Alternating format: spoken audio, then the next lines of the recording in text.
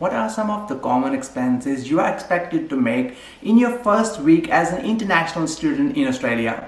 We are going to discuss that in this video. Now the costs we are going to discuss will vary depending upon city you're coming in, what type of accommodation you will be living in, and what sort of lifestyle do you have. But we'll give you a rough estimation on how much you are expected to pay for these sort of expenses. So the first one is airport transfer. Of course, you will be needing some sort of transport to go from airport to your accommodation. At the moment during COVID times, there are some restrictions on what type of transport you can use. For example, many states and territories are expecting you not to take any public transport because of obvious risks of COVID-19 transmission. So it is expected that you will take some sort of a private mode of transport and go from airport to your accommodation. So sometime your university or institute you are studying in might be providing a free service for airport pickup.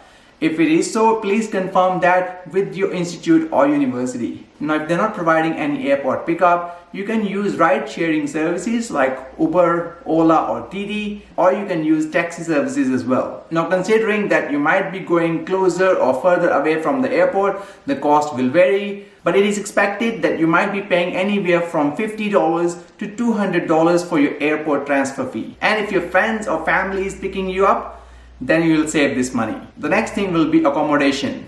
So many students who are coming here for their studies will be booking in temporary accommodation at the start. It could be a hotel, Airbnb or hostel. Now again, the cost of these facilities will vary upon a lot of factors such as the holiday season or how busy the hotels or hostels are during that time. But you could be preparing yourself to pay anywhere between $250 to $400 for some budget accommodations. However, if you already made some arrangements in regards to your long-term accommodation and you'll be staying in that long-term accommodation from the beginning, you're expected to pay at least 2 weeks of a bond, which is like a security deposit, which is refundable at the end of your tenancy, of course depending upon the condition of your property, and you'll be expected to pay a 1 month's rent as well. So if you are going to book a long-term accommodation in your first week, be prepared for these expenses. And again, if you have a family or friend who can help you to find long-term accommodation and you will be staying with them, then you might save some money on your accommodation expenses as well, depending upon what sort of arrangement do you have with your family and friends. The next one will be mobile SIM and internet. It's one of the most important things you'll be needing straight away after landing in Australia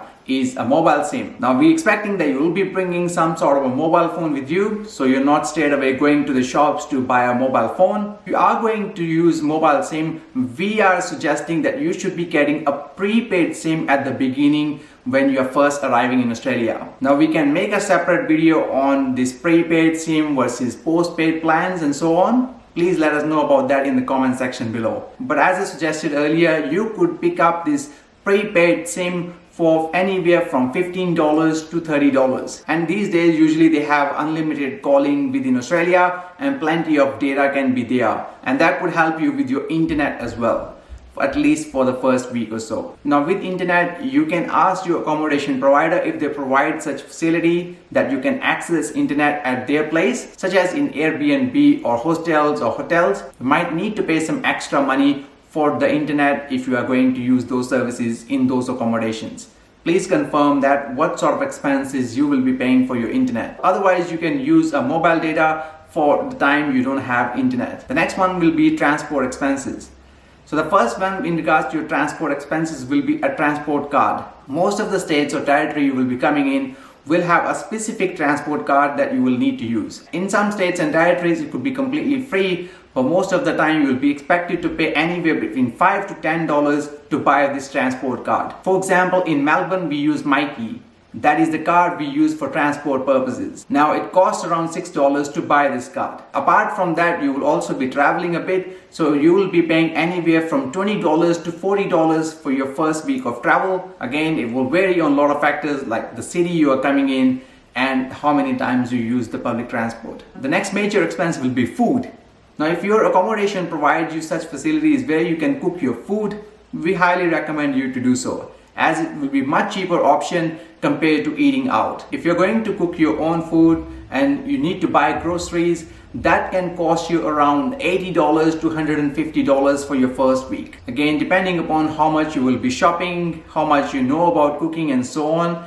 So that will vary on those factors. Now, if you are going to eat out, especially your lunch and dinner, it can be an expensive affair in Australia. Now, even if you spend money on budget, you could still be looking at around $20 to $30 per day when you are eating out. And we are talking here about 1 or 2 meals outside. We actually got a really good blog post on our website as well that talks about what you can eat under $10 here in Melbourne. And we are writing blog posts on other cities as well. So if you would like to know where you can find some cheap eats in Melbourne, I highly recommend you to check that blog out. We will put the link of that in the description below. The next one will be books.